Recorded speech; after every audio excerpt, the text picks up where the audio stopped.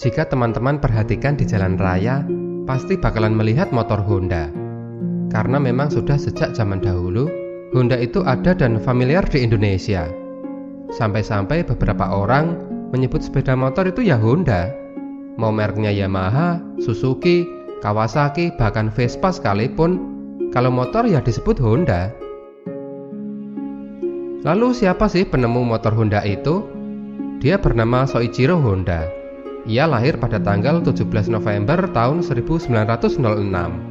Ia adalah anak pertama dari keluarga miskin yang ayahnya bekerja sebagai pandai besi dan juga ahli mereparasi sepeda. Honda menghabiskan masa kecil membantu ayahnya di dalam bengkel. Honda tidak tampan, tidak juga pandai. Di sekolah prestasinya biasa-biasa saja. Bahkan ia sering duduk di belakang agar terhindar dari pandangan guru. Namun Honda kecil itu sangat mengagumi teknologi. Ia bisa menghabiskan banyak sekali waktu di tempat penggilingan padi hanya untuk melihat mesin diesel yang menjadi motor penggeraknya. Honda juga sangat terpukau kalau melihat pesawat terbang. Ia heran bagaimana dengan bentuk sebesar dan seberat itu suatu benda bisa terbang melayang di udara. Honda kecil juga sering melakukan percobaan teknologi. Ia mengotak-ngatik sepeda di bengkel ayahnya dengan tang dan alat-alat yang bisa ia ambil dari lemari penyimpanan alat bengkel ayahnya. Ia coba memperbaiki sepeda yang ada. Meskipun alih-alih memperbaiki, sepeda yang ia pegang justru malah tambah rusak dibuatnya. Tapi ayahnya tidak marah. Malah suatu ketika, Honda diajak naik sepeda lalu dibelikan alat-alat bengkel di sebuah toko di kota.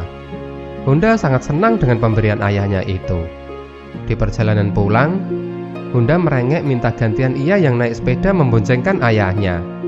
Tentu saja ayahnya melarang. Badan Honda kurus sementara jalan banyak yang menanjak. "Kamu tidak akan kuat, nak," kata ayahnya sembari tersenyum. Honda mencoba dan benar saja, ia jatuh tidak lama kemudian. Tapi di dalam hati ia berjanji, pada suatu ketika nanti aku akan memboncengkan ayah pergi berkeliling kota menggunakan sepeda. Di usia 15 tahun Honda memutuskan pergi ke Tokyo. Ia ingin bekerja mandiri. Ia bekerja di sebuah bengkel. Bosnya sangat senang melihat cara kerjanya. Setiap suara yang mencurigakan pada mesin, setiap oli yang bocor tidak luput dari perhatiannya. Honda itu seperti memiliki indera keenam dalam hal mesin. Mungkin karena memang ia sudah terlatih sejak kecil berkutat dengan mesin. Di usia 21 tahun, bosnya membuka kantor cabang di Hamamatsu. Honda pun pindah ke sana. Di Hamamatsu, prestasi kerjanya tetap baik, bahkan semakin baik. Kerjanya cepat dan membuat pelanggan senang dengan hasilnya. Pelanggan mengatakan, "Biasanya jika mobil saya rusak, perbaikannya itu butuh 1 minggu loh. Tapi jika dikerjakan oleh Honda, itu cuma butuh 2 hari saja."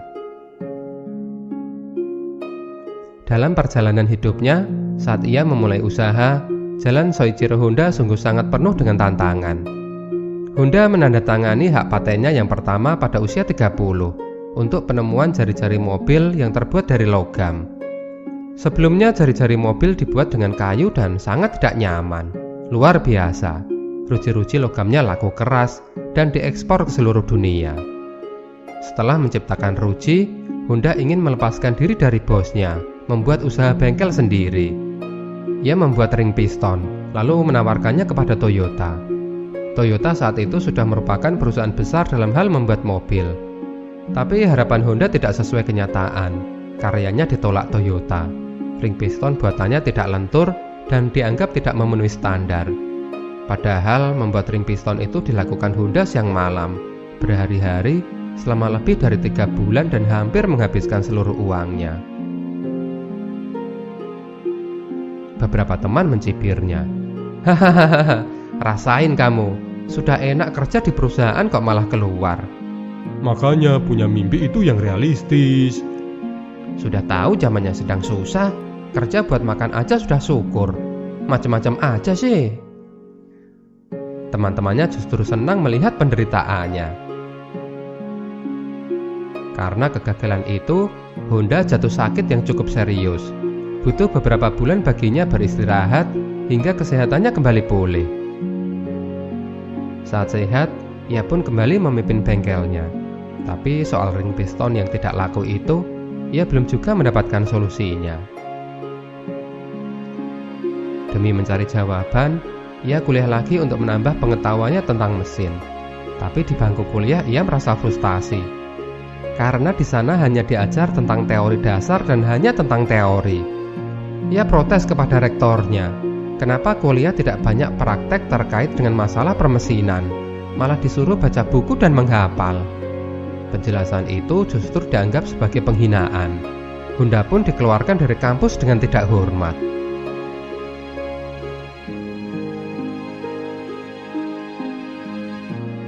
Beberapa bulan kemudian, berkat kerja keras, gagal dan coba lagi,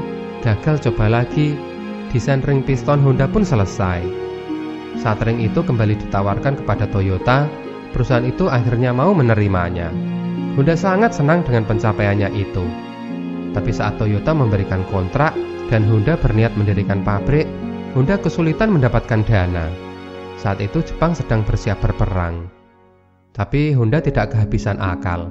Ia mencari modal sendiri dengan meminjam ke orang-orang.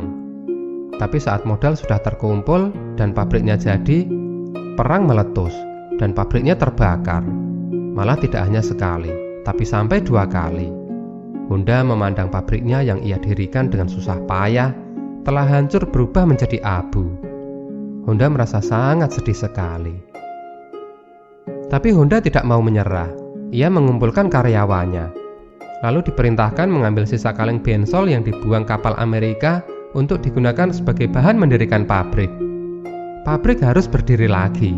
Pesanan dari Toyota harus ia selesaikan.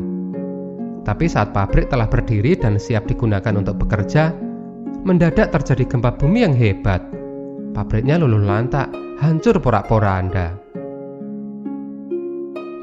Tidak lagi memiliki dana, Honda akhirnya menjual apa yang tersisa dari pabrik ring pistonnya ke Toyota. Setelah itu, Honda mencoba beberapa usaha lain. Tapi semuanya gagal. Kehidupan sangat berat di saat itu. Bahkan hanya sekedar untuk membeli makanan untuk keluarganya pun ia tidak sanggup. Di jalanan mobil juga tidak tampak. Akibat bensin yang saat itu tidak tersedia di pasaran. Perang membuat semuanya menjadi serba susah. Orang-orang kesulitan hendak pergi kemana-mana. Melihat itu, Honda lalu membuat sebuah mesin yang ia tempatkan pada sepeda. Tujuannya sederhana sih, agar dalam kondisi bensin yang minim, orang tetap bisa bertransportasi. Meskipun pakai sepeda, tapi kan sudah ada mesinnya, jadi tidak capek kalau perjalanan jauh. Siapa sangka, sepeda bermotor itu ternyata malah sangat diminati orang-orang. Para tetangga memesan sepeda bermesin buatan Honda itu. Juga orang-orang dari luar kota yang mendengar sepeda bermotor buatan Honda. Honda itu sampai kewalahan memenuhi pesanan itu. Ternyata peluang selalu terbuka bagi orang yang memiliki keahlian serta tidak menyerah. Honda terlalu fokus pada mesin mobil, membuatnya tidak melihat potensi yang luar biasa pada produk sepeda motor. Padahal, membuat mesin untuk sepeda adalah hal yang sebenarnya mudah bagi dirinya.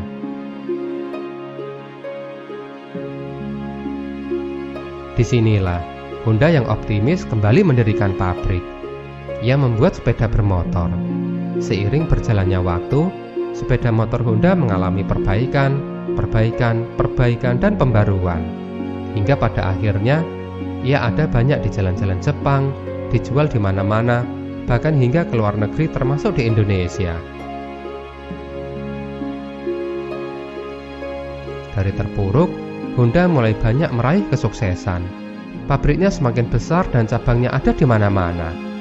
Kawan-kawan yang dulu mencibir, sekarang adalah bagian dari orang-orang yang menggunakan sepeda motor buatannya. Suatu ketika Honda pulang ke rumah dan menemui ayahnya. Sesuai janjinya, ia memboncengkan ayahnya naik sepeda berjalan-jalan keliling kota. Ia tidak merasa capek, karena sepedanya sekarang menggunakan mesin. Ayahnya tertawa lebar, merasa sangat berbahagia.